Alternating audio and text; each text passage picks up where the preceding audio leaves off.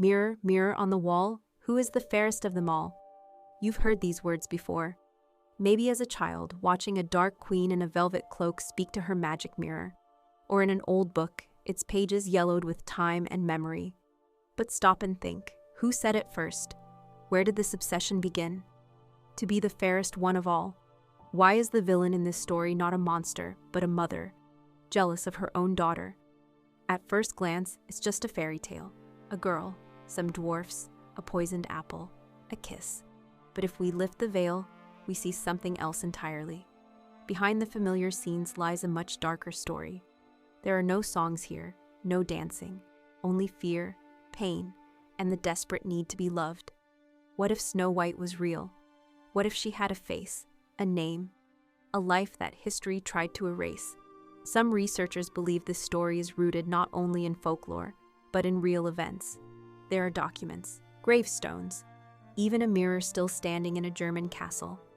Today we look into that reflection, to find the place where fiction ends and memory begins, where once upon a time isn't a fairy tale, but part of the past. Yes, we will return to the beginning, but this time with our eyes wide open. The Brothers Grimm and Napoleon's Shadow. We often think of Snow White as a tale written by the Brothers Grimm, as if they invented it, sitting in a quiet room, imagining a magic mirror, a poisoned apple, and 7 cheerful dwarfs. But that's only a beautiful legend. The truth was very different. Jacob and Wilhelm Grimm were not storytellers in the usual sense. They were scholars, collectors, guardians of a vanishing world, where fairy tales still lived in the voices of peasant grandmothers, but were fading fast into the dust of history. At that time, there was no such thing as Germany. On the map, there was only a patchwork of 39 small kingdoms and duchies, scattered, divided, speaking different dialects. People often couldn't even understand one another. The idea of a united Germany was just a whisper in the storm, and that storm was called Napoleon. In the year 1806, French troops entered Kassel, the town where the Grimm brothers lived and worked. The Holy Roman Empire collapsed. A new state, called Westphalia, was created as a vassal of France. Its king, Jérôme Bonaparte, the emperor's brother. Everything was changing. The old words were disappearing. Songs, legends, cradle rhymes, all fading with the language, the way of life, the soul of the people. And so, the Grimm brothers, just young librarians back then, made a daring choice to save their homeland. Through its fairy tales, they began to write down the stories they heard from nannies, maids, and village women, stories that had never been printed before. They didn't invent anything. They listened, compared, recorded. Their mission was to preserve the people's voice before it went silent. And so, in the year 1812, the first volume was published, Children's and Household Tales. It contained 86 stories. One of them was Snow White, but not the version you know.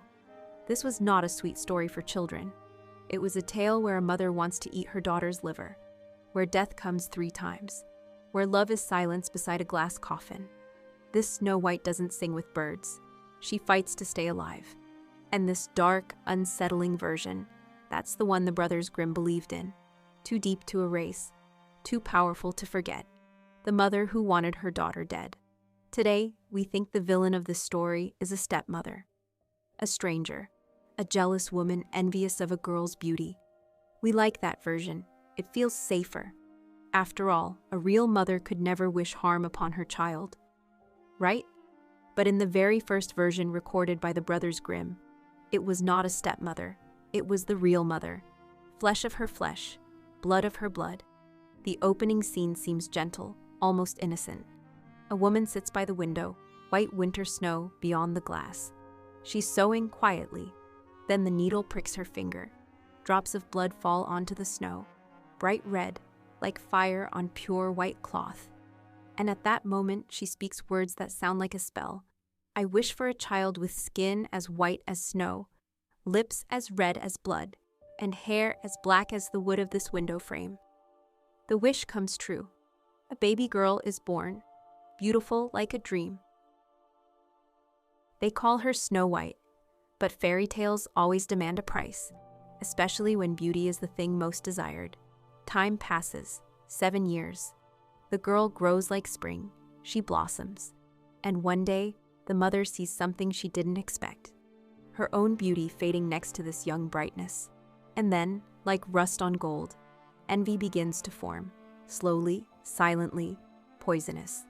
First comes a worried glance, then irritation, then fear, because now the mirror no longer tells her what she wants to hear. One day, she asks the familiar question, "Mirror, mirror, tell me true." And the answer is no longer kind. It is a sentence. "You are beautiful, my queen, but Snow White is 1,000 times more beautiful than you." In that moment, the fairy tale ends, and the nightmare begins, because for a woman who lived to be the most beautiful, hearing that she is no longer number one feels worse than death. And then comes the thought, silent, dark, sharp as a blade. If the daughter is more beautiful, she must be removed, the 7-year-old victim. The decision came quickly, coldly, without feeling. The queen, whose heart now beat in rhythm with envy, gave the order, the girl must die. Not exile, not a convent, not a distant marriage, but death, complete, without a trace. She summoned the huntsman, a loyal servant, a man with steady hands and a silent face. "Take her into the forest," she said, "far away, so that no one hears. And then, kill her." Then she added, almost calmly, "Bring me her lungs and liver. I will eat them, with salt." Yes, this is not a metaphor, not exaggeration. It is part of the old story. Back then, people believed that eating the organs of a young, beautiful person could bring strength, youth, and beauty, especially the liver, said to hold the soul. The mother didn't just want to get rid of her daughter. She wanted to take her life, completely and literally. But in the forest, something happened that she didn't expect. The huntsman raised his knife, but when he looked into the girl's eyes, he froze. She was only 7 years old, a child, small, frightened, her eyes full of tears. He trembled, he cursed, and then he turned away. "Run," he whispered. "Run, and don't look back." He let her go, and to save himself, he killed a wild boar. He brought back its organs, claiming they belonged to Snow White. The queen didn't notice the lie. She roasted them, boiled them, ate them, thinking she had won. Meanwhile, Snow White wandered through the forest, 7 years old, alone, hungry, cold. No one searched for her. No one called her name. Then, between the trees, she saw a house, tiny, like a toy, with carved shutters and a low step.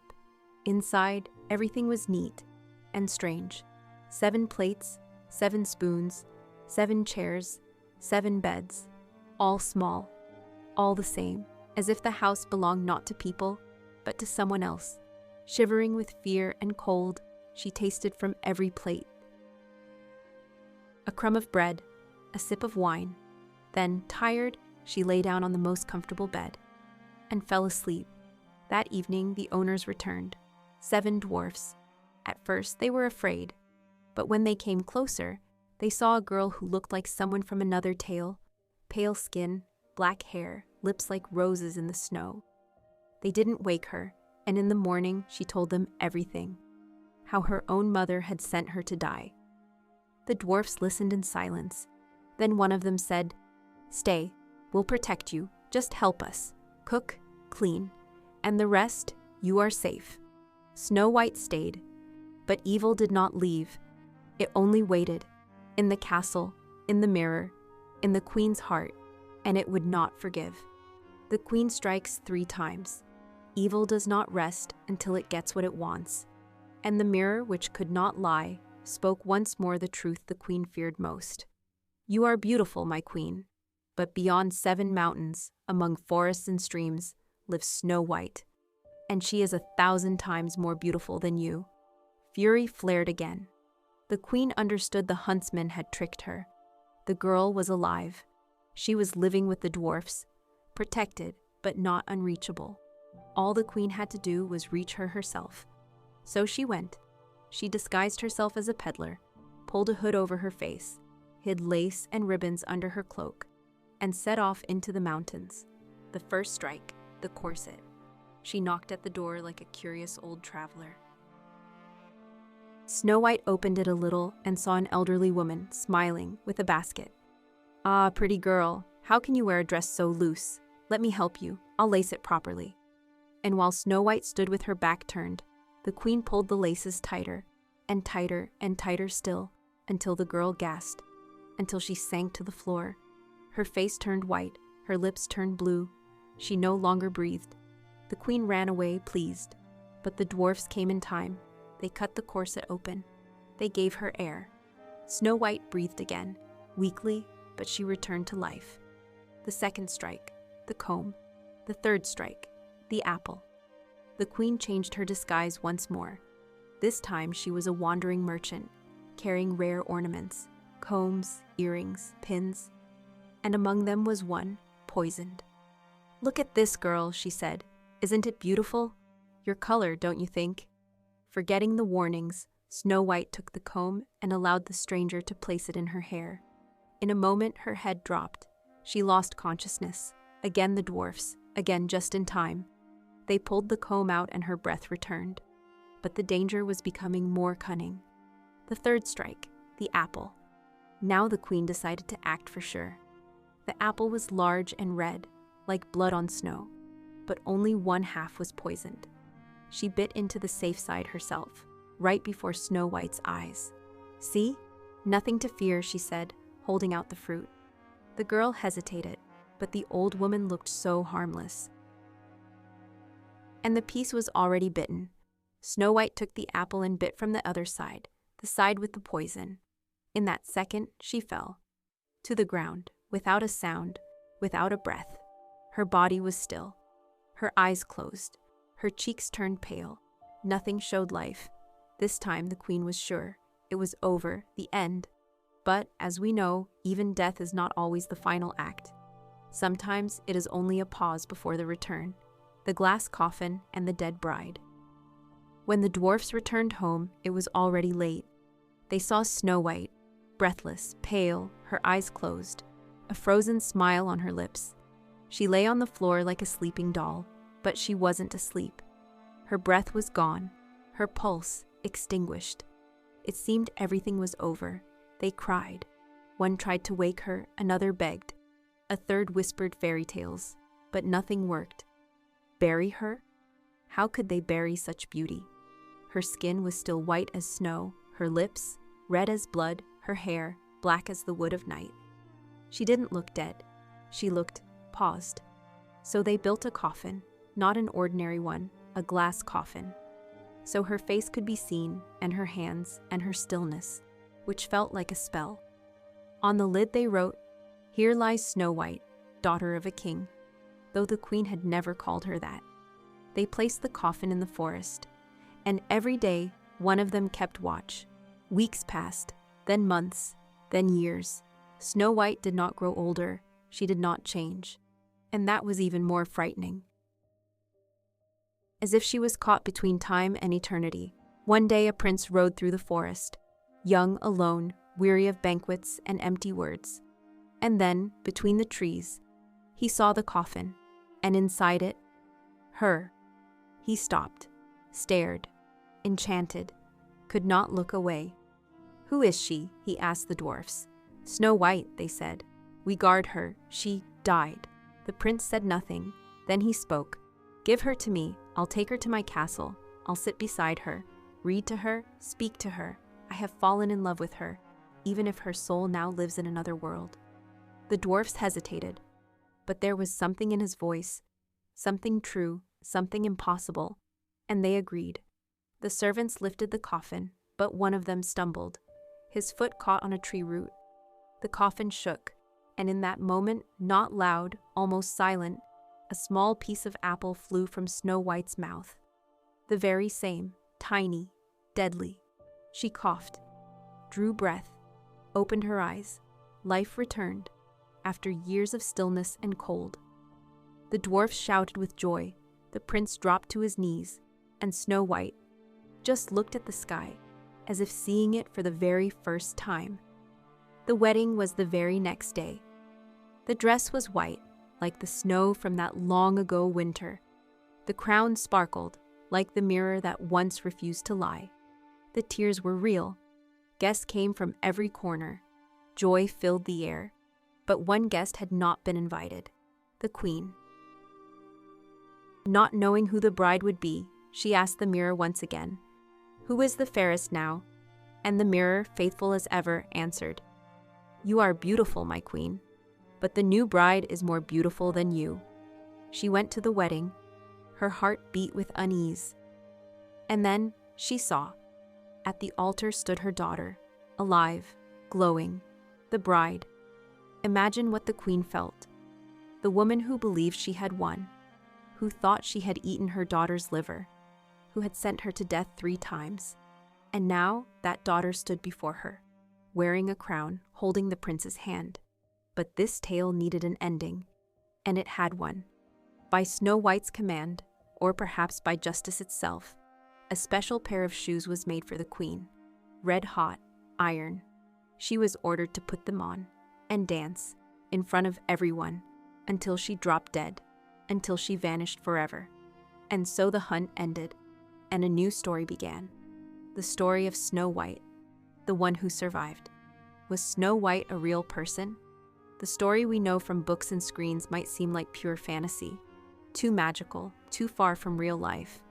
But what if certain details feel too familiar? There are no dragons here, no wands, no spells, but there is a mirror, envy, poison, and human cruelty. The grim version, dark, almost gothic, is striking in its honesty. And that's exactly why we must ask, could they have invented all of it, or did they simply write down what had long been whispered? A memory of something real, passed from mouth to mouth. Researchers have asked the same question, and one day, in Germany, strange connections began to surface. Too precise to ignore, too close to be coincidence. In different parts of the country, historians found 2 women whose lives echoed the tale of Snow White. Their names remained in chronicles, on gravestones, in old monastery records. And their stories felt like reflections in a mirror, the same shape, but without the magic. No dwarfs, no glass coffin, no kiss to break the spell. Only envy, persecution, poison, and an ending that came too soon. So who were they? The real women who might have stepped from legend into history. Maria Sophia von Erthal, or Margaretha von Waldeck, or perhaps both. Maybe Snow White is not just one person. Maybe she is a story stitched together, from pain, from silence, from blood and memory. A figure whose name was lost, but whose shadow remained. Today we take a closer look at those who may have inspired the most mysterious fairy tale in all of Europe. Maria Sophia, the girl the mirrors could not forget. In the year 1725, in the quiet town of Lohr am Main, a girl was born. Her name was Maria Sophia von Erthal. She was not a princess in the literal sense, but she belonged to a noble family, with a castle, a title, and influence. Her father, a high-ranking official at the bishop's court, built a grand residence for the family, a castle where even the mirrors were objects of luxury and awe. Maria Sophia's childhood was a short celebration. One year, smallpox struck her, a disease that neither doctors nor prayers could stop. She survived, but lost her sight. And yet, this is what's remarkable. Despite her blindness, people remembered her as a girl of extraordinary beauty. Her face, her posture, her voice, everything about her inspired respect, tenderness, and wonder. They said, "She is like a living legend." Inside the family home stood a mirror that had its own reputation. Tall, the height of a person, with a delicate frame decorated in silver and deep red accents. But what made it unique were the words engraved in French, the language of nobility at the time. They read, "For reward and punishment." And just below, pride, self-awareness, destiny. That mirror, real, physical, still stands in the museum at Lohr Castle. And when you look at it, it's hard not to hear the famous phrase, "Mirror, mirror on the wall, Was it the prototype for the magical mirror in the fairy tale? Or did the mirror simply hold the memory, the reflection, of the one it once reflected? Not far from Lohr lies the Spessart forest, dark, damp, and dense, the kind of forest found in southern Germany. It was there, among wild herbs and ancient trees, that belladonna grew, a dangerous plant known as deadly nightshade. Beautiful to look at, lethal to taste, it caused paralysis, drowsiness, and a sleep that mimicked death. Witches were said to use it in their potions. And Snow White, remember, did not die. She simply slept for many years. Coincidence? Maria Sophia never married. No king, no prince, not even a baron. She did not spend her life at balls, but in service to others, to orphans, to the poor, to young girls in monastic schools. It was in one of those schools where she passed away, quietly, gently, like a candle burning out. She was 71 years old. Her tombstone in the Bavarian city of Bamberg bears the inscription, "Heroine of Christianity." Here she rests after the victory of faith, ready for the resurrected transformation. And reading those words, it's hard not to think of Snow White, the girl in the glass coffin, who one day was resurrected by love, too poetic to be real, too precise to be fiction. Margareta, the beauty among the dwarfs. If Snow White had truly lived, she might have been called Margareta von Waldeck, a countess, a daughter of noble blood, a beauty with a tragic fate. She was born in the year 1533 in Germany to Count Philip IV von Waldeck. Her childhood, like in many old stories, was short and sorrowful. Her mother died when Margareta was only 4 years old. And soon after, her father remarried, a woman who had no love for the children of his first wife. The house grew cold, not from a lack of fires, but from a lack of care. Before long, the girl was sent away, to live with relatives in another town. That's how she came to a mining village near Wildenbruck. Life there was nothing like the court she once knew. Gray cottages, the smell of coal, soot on the walls, and above all, the children. So many children, small, thin, hunched from labor in narrow tunnels. Locals called them poor dwarfs, not as a joke, but out of pity. Their short stature came not from nature, but from hunger and brutal work. These were the children who later inspired fairy tale illustrators, little miners in red caps, swinging pickaxes deep in the dark. The Waldeck family owned 7 mines. Yes, 7. And perhaps that detail echoed in the tale, like a memory hidden beneath layers of folklore. In that same village, a dark event once took place. One man, angry at the children for stealing apples from his garden, decided to take revenge. He left out poisoned fruit. Several children died. He was arrested. The story spread throughout the region and stayed in people's minds. Perhaps even in the bones of a fairy tale. When Margareta turned 16, her path changed forever. She crossed the 7 mountains, a hilly region called the Siegen Hills, and traveled to the castle of Valkenburg in what is now the Netherlands. It was there that people began to notice her. It was there that she blossomed. Later, she was invited to the court of Mary of Hungary in Brussels, a powerful ruler of the Spanish Netherlands, and the aunt of Emperor Charles V himself. In Brussels, Margareta did not go unnoticed. Her beauty was dazzling, her manners flawless, her lineage noble enough to attract the interest of the future King of Spain. Philip II, the young prince and heir to one of the most powerful empires in the world, was captivated. A love sparked between them. But Bortag. Just like in the fairy tale, good did not win. Their union was impossible. Philip's father, Emperor Charles V, was Catholic to his very core, and Margareta was Protestant. Her religion, her lineage, her lack of political value, none of it suited Spain. She was the wrong choice, and that meant she had to disappear. At 21 years old, Margareta suddenly fell ill. No one knew why. The symptoms were strange. The treatments failed. She faded quickly. Doctors were puzzled. But in the halls, people whispered, poison. At the time, poisoning, especially of women, especially at court, was not unusual. And modern historians have few doubts Margareta was eliminated. quietly, without trace.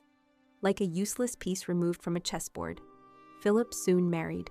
His bride was Mary Tudor, better known as Bloody Mary, the Queen of England. And Margaretha remained in history, perhaps as the first dead bride. No white dress, no kiss, no ending. Only her life, marked by 7 mines, childlike dwarfs, a poisoned apple, and an impossible love, lived on in the memory of the people. A memory that later became a fairy tale. The mystery continues. Snow White is not just a fairy tale. She is a mirror, one that people across centuries have looked into, each seeing something different. A tragedy, a metaphor, a prophecy. The story is so enduring that echoes of it can be found from Ireland to ancient Greece. Take, for example, the Irish legend of Deirdre. She was said to be the most beautiful woman on the island. A prophecy warned that her beauty would bring destruction. Her colors were white as snow, red as blood, and black as a raven's wing. 3 colors, 3 symbols, the same ones we know from the story of Snow White, or the 17th century Italian tale, The Young Slave. A girl named Lisetta does not fall from an apple, but from a comb, just like in Snow White's second attack. The stepmother pushes the comb into her hair, and the girl collapses. Her body is hidden in 7 crystal coffins. She grows, but does not wake, not yet. In Greek mythology, there is the story of a girl named Chione. Her name means snow. Her beauty drove the gods to madness. At 14, she was put to sleep by Hermes, who cast a spell over her, to possess her. That same night, Apollo came to her in the form of an old woman. Chione became a victim of desire and silence. She too was beautiful, she too slept, and she too, not by choice. There are dozens more like this. In the Scottish tale, The Silver Tree and the Golden Tree, a mother tries to kill her own daughter just to remain the fairest of them all. She even wants to eat her daughter's organs, just like the Queen in the Grimm's version. But the father saves the child, sending her far away to safety. Years later, the daughter marries a prince, and only then does the truth come out. Why are these stories so alike? Why do different cultures across centuries tell the same tale, with only the names and scenery changed? Folklorists believe it is no coincidence. They call it an archetype, a deep ancestral story passed through generations, always changing masks, but never its soul. At the heart of it lies an eternal battle, youth versus age, spring versus winter, life versus sleep. In this reading, Snow White is not just a girl, she is spring itself. Young, rising, vulnerable, full of power. And the queen? She is winter, cold, jealous, dying, unable to accept the rise of new life. That is why spring must die first, like flowers under the first snow, like fields that fall silent in the stillness of January. But then, spring returns. Not with a kiss, but with melting ice, with a drop of water, with sunlight, with the first green shoot. The coffin is winter, the sleep is February, and the awakening is March. That is why this tale still lives, because it is not about a girl. It is about us, about the world, about time, about a cycle that never ends. And no matter how strong the winter may seem, spring always wakes. What do we really remember? Today, when we hear the name Snow White, we don't picture a gothic forest, or a bloody apple, or a glass coffin. Instead, we hear music. We remember singing birds, cheerful dwarfs, and a girl with red lips and a bright smile. We've grown used to that gentle version, the one Disney gave us, wrapped in the warmth of childhood. But if we dig deeper, what lies beneath that shining surface? The original Snow White is not a naive fairy tale heroine. Her story holds a mother's envy, a ritual attempt at murder, poison, a crushing corset, death and solitude, and a coffin where she lay not for one day or two, but for years, breathless, ageless, suspended between life and death. It was never a tale for children. It was memory, maybe even a form of collective trauma, encoded in folklore, a reminder that in life, good doesn't always win, but it can survive. even when the danger comes from one's own mother. And yet, the brothers Grimm preserved this story.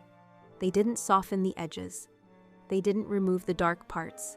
They kept them as a reflection of the folk mind, as a mirror of the German soul, where light and shadow live side by side, where beauty and fear walk together. But behind that mirror, perhaps there was no fiction at all.